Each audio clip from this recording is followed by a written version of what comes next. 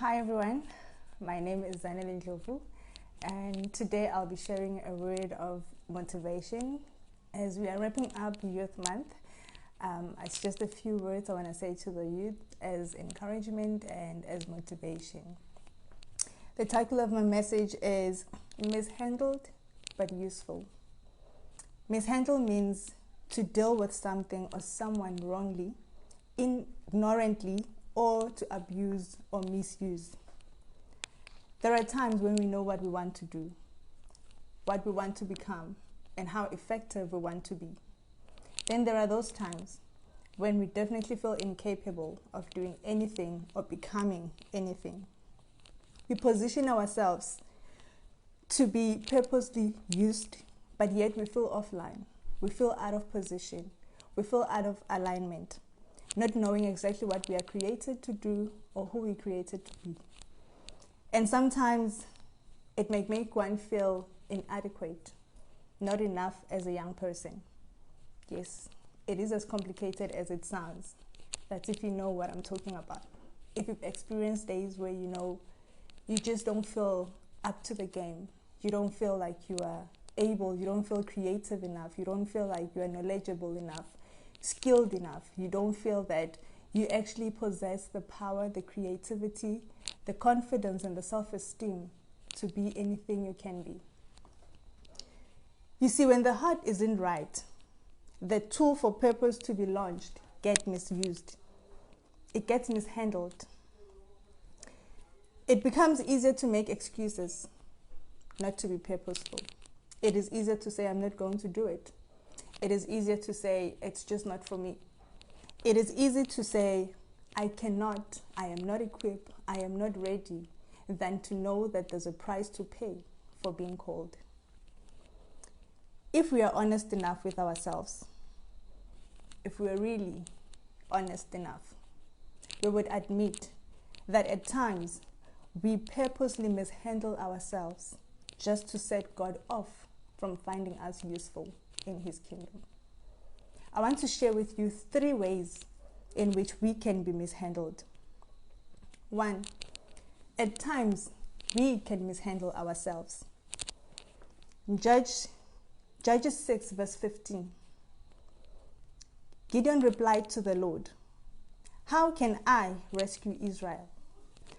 My clan is the weakest in the tribe of Manasseh, and I am the least important member of my family." Now Gideon used his position in the family and the family's position in society to make an excuse for not being purposeful, an excuse not to be used. Yes, his argument may be true for his reality. Yes, he was the least in his tribe. He was the least important person in his family. That was his reality. But it was not the truth for his destined future. Gideon mishandled himself by making excuses because of the status of his position and the status of the position of his family. Just because you do not know what you are called to do or what you are called to become, it does not mean you are not useful. It does not mean you cannot achieve greatness. It does not mean that you are not destined, purposeful. It does not mean that God does not see you, notice you, or even love you. Secondly, at times, we are mishandled by our family.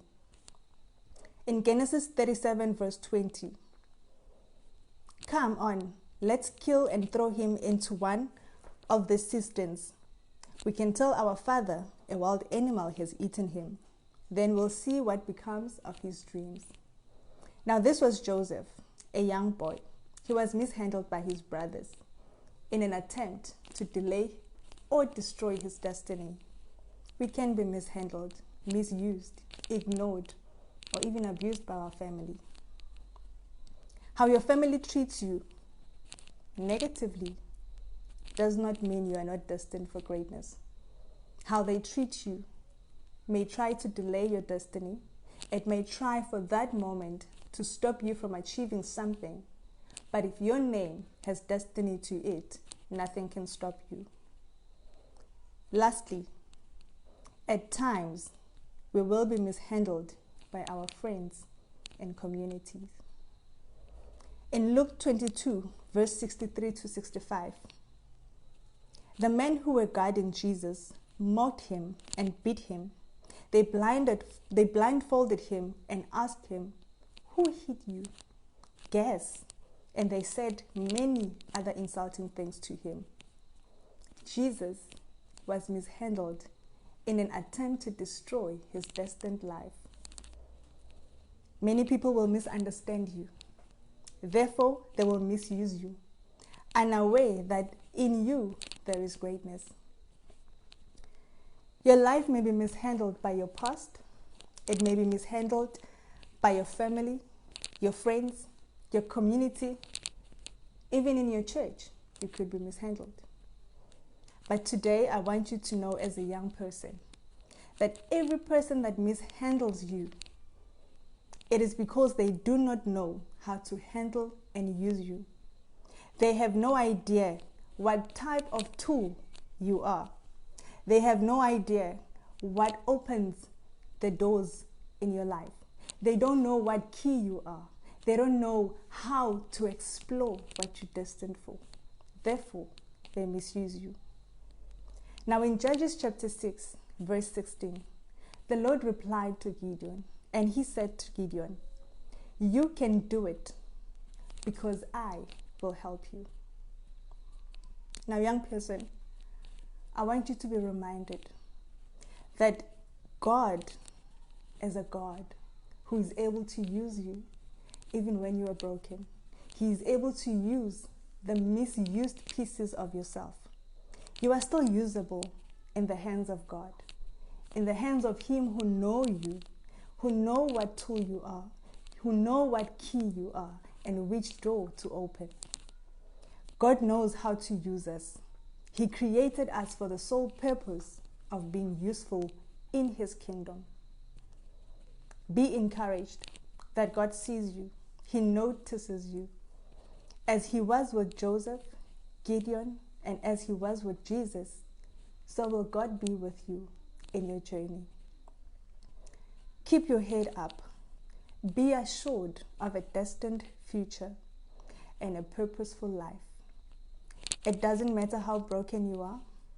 It doesn't matter how much of a mess your life is.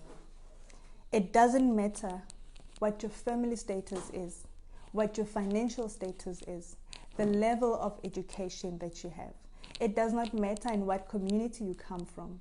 It does not matter what happened in your life. It does not matter if you were brought up in a broken family or a rich family, or you had both parents or a single parent taking care of you. To God, it does not matter where you've been. What matters is what you're destined to be. It matters to God who you become and not who you are. Someone once said to me, God works best with broken pieces. So my dear young person, wherever you are, broken or a mess, you are a beautiful mess, and those broken pieces are useful in the hands of God. Give them to the Lord. Give your life to the Lord. Explore yourself only in the one who created you, who understands you, who has established you in His kingdom, called you by your name, who purposely designed you, created you to become all and more. He is able to take those broken pieces. He is able to turn that mess into a message. Keep your head up. Be blessed always. Look to God. You are a beautiful mess. Thank you.